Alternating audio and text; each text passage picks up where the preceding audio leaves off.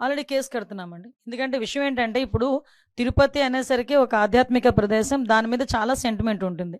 తిరుపతిలోని ఎక్కడైనా ఏదైనా చిన్నది అంటే మాంసాహారం ఎక్కడ దొరికినా, ఒక సిగరెట్ దొరికినా, లేకపోతే ఏదైనా మద్యపానానికి సంబంధించిన అంశాలేమైనా దొరికినా కూడా భక్తుల మనోభావాలు దెబ్బతినే పరిస్థితులుంటాయి. అటువంటి సిట్యుయేషన్స్‌లో ఒక అబద్ధపు ప్రచారాన్ని నిజం చేయటానికి వాళ్ళు చేస్తున్న ప్రయత్నాలు.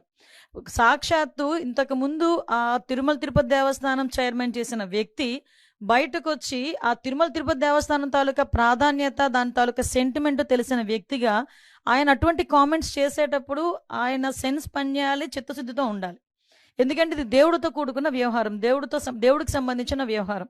ఇప్పుడు ఏదో మత సంబంధించిన ఘర్షణలు తీసుకురావాలి, ఎక్కడో law and order issues create అవ్వాలి.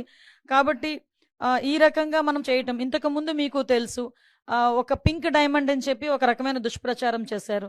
అరే అసలు పింక్ డైమండే లేదు అని చెప్పి ఆర్కియాలజీ డిపార్ట్మెంట్ వాళ్ళు కూడా బయటకు వచ్చి చెప్పే పరిస్థితి వచ్చింది. అంటే ఏదో రకంగా తిరుమల తిరుపతి దేవస్థానం అంటే ప్రజల సెంటిమెంట్, దాని మీద ఒక బురద జల్లితే గవర్నమెంట్‌కి చెడ్డ పేరు వస్తుంది. దానివల్ల పూలన మత ఘర్షణలు తీసుకురావచ్చు అని ఒక దురాలోచనతో వాళ్ళు చేస్తున్న కామెంట్స్ తప్పించి వీటిలో నిజం లేదు అని నిన్న నిజాలు ఈవో శ్యామలారావు గారు చాలా క్లియర్‌గా చెప్పారు. ఎంత దౌర్భాగ్యం అంటే అక్కడ ఈవెన్ ఆ గోశాలకి 2023 నుంచి విజిలెన్స్ అధికారులని కూడా లోపలికి రానివ్వని పరిస్థితి. అంటే లోపల ఏం జరుగుతుందో కూడా తెలియని పరిస్థితి.